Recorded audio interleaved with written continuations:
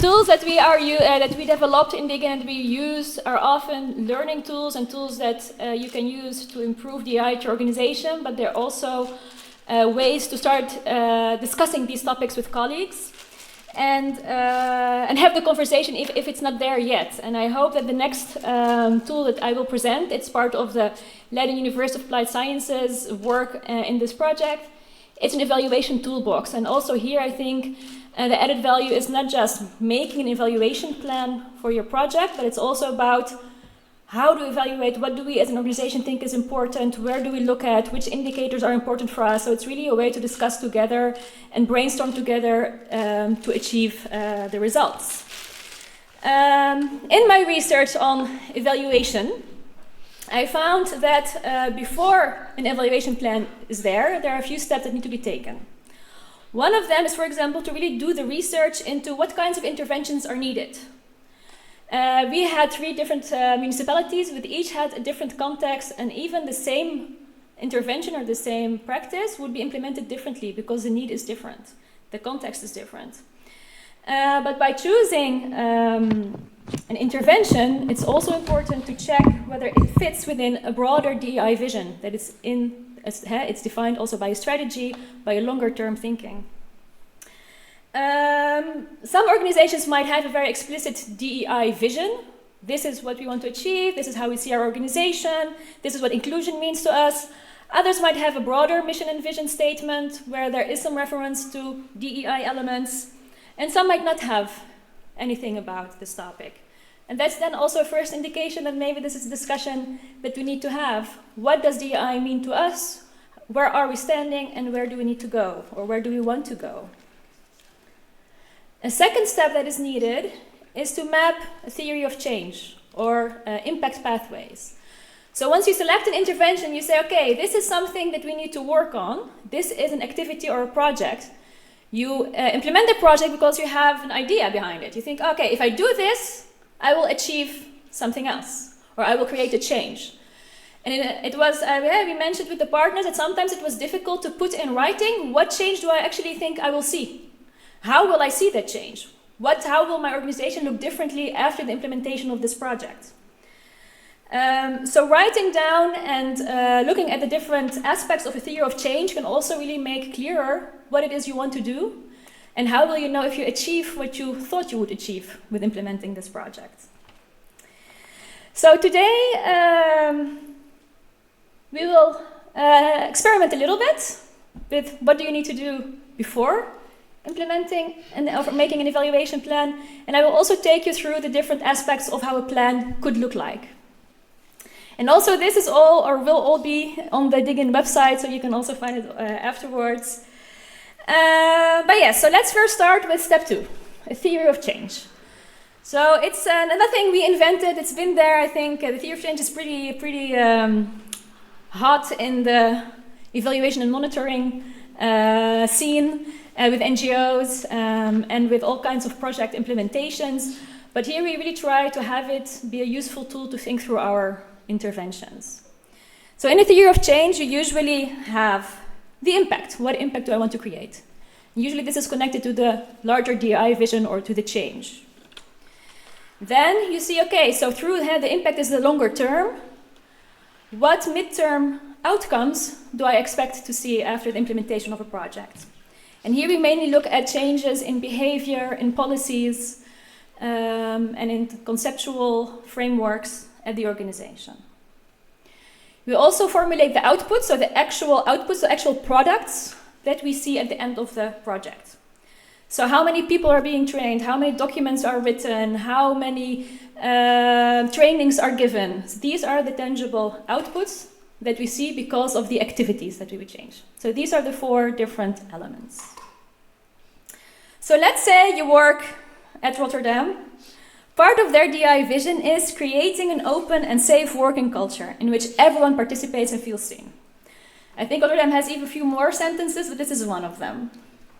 Very nice idea. Who doesn't want to have an open and safe working culture? So I work there, I don't, but let's say I work at the university, sorry, that's my actual job. Let's say I work at the municipality of Rotterdam, And I think, okay, this is what we want, but we're not there yet. And I think that leadership trainings can help us get there, or at least get closer. So my idea would be to have leadership trainings to people in leadership positions, to mitigate unconscious bias, to foster inclusive team environments, and implement decision-making practices that are equitable. I have DEI vision. I have an idea for an intervention, and I want to do this intervention, I want to implement it because I think it will help me. So again, I want to ask you to talk to your neighbor, left or right, and see, okay, if this is the situation you are in, what is the impact I want to achieve, what are the outcomes, and what outputs do I expect to see? 2 minutes. Well, talk with each other. Take 2 minutes to discuss.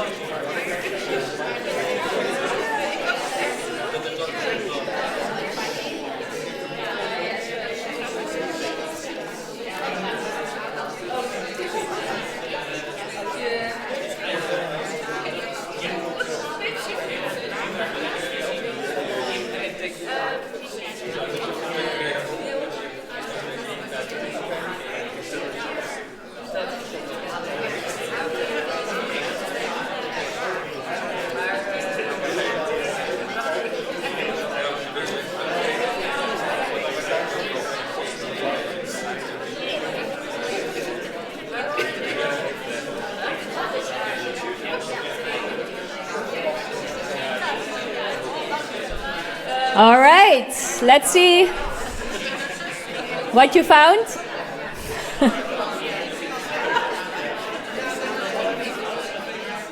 Okay, yes, can we resume?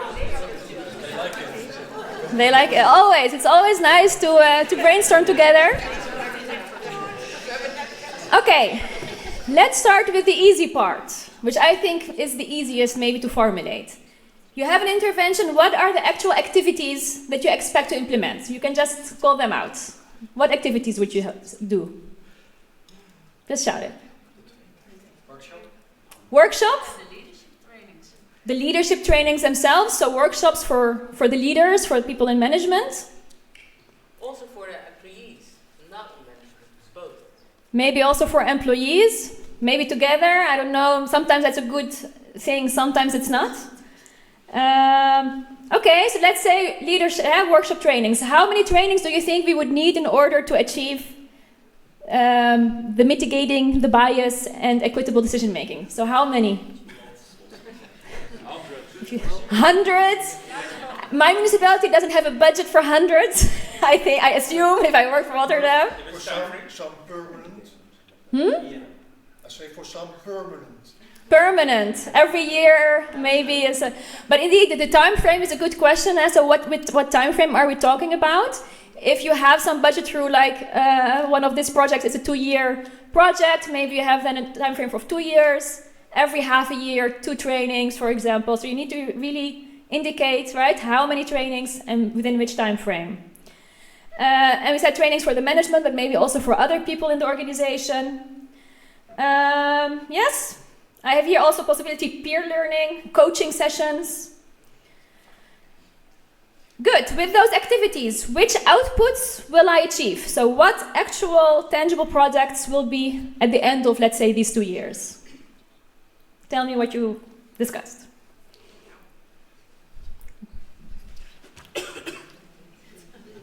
Yeah, it's a thinking exercise. Less microaggression.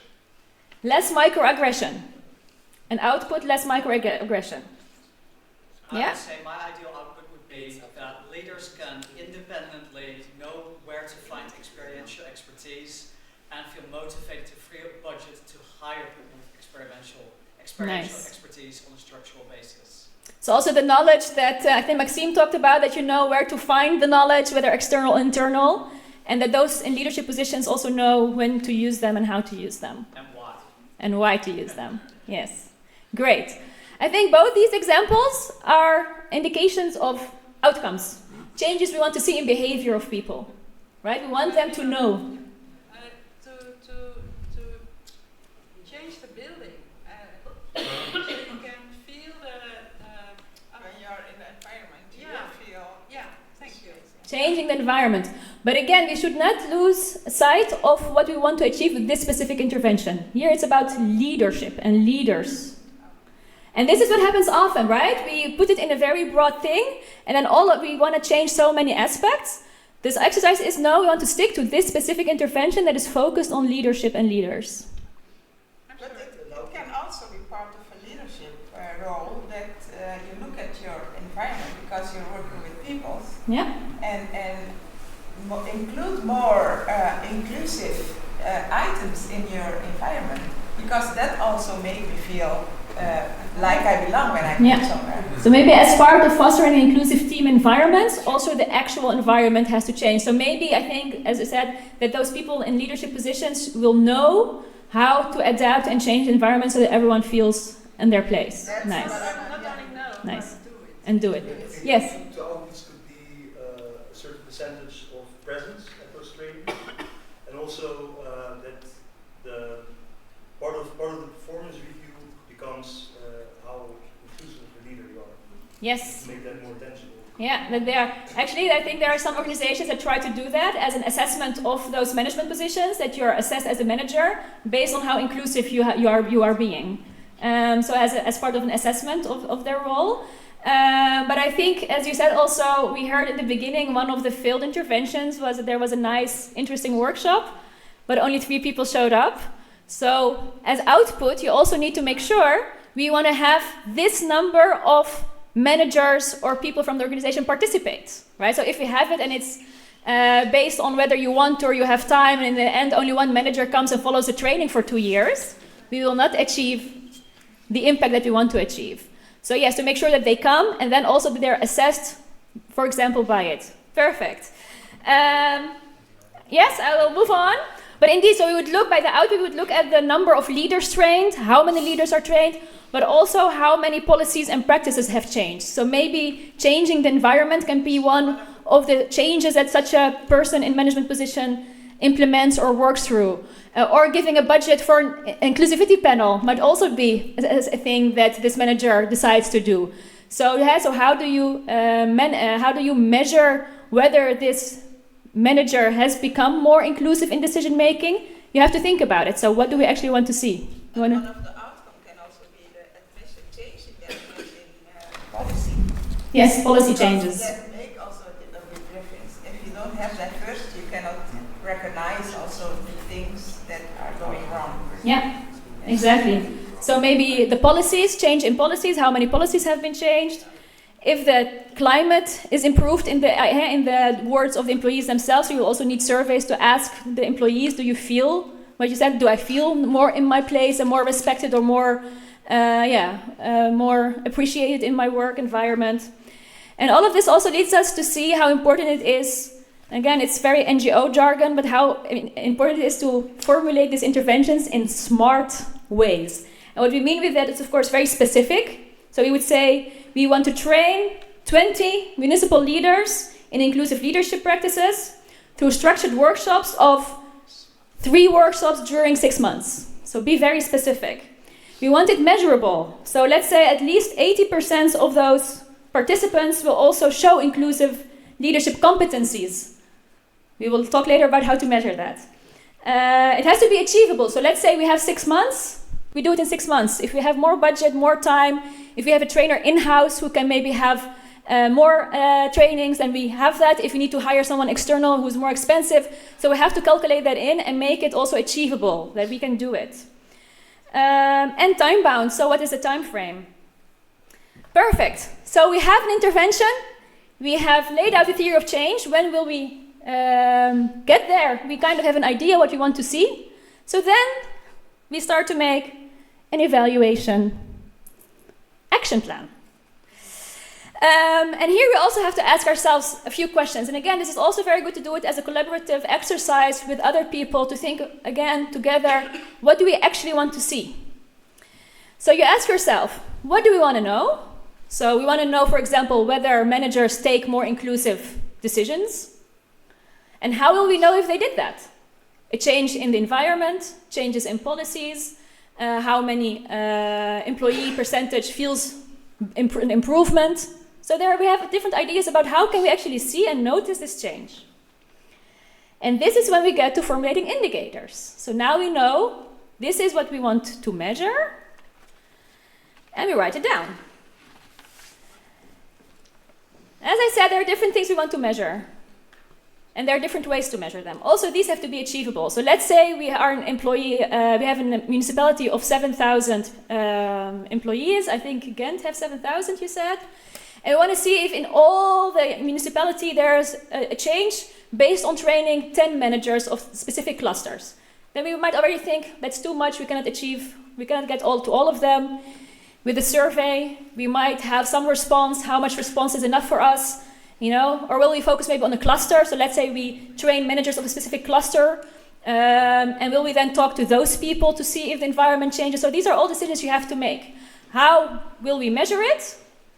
And what also works? Sometimes focus group discussions, so having a diverse group of people from different clusters as a representation can also be very indicative of, do you think the managers are improving or not? Sometimes observations is good. I would have loved to do observations for the inclusivity panel, just sitting down and seeing, okay, what happens when decisions are being made without the inclusivity panel present and managers make decisions, and how does the discussion maybe changes when there are people from the inclusivity panel there who give them advice and and ask them critical questions about, did you think about this?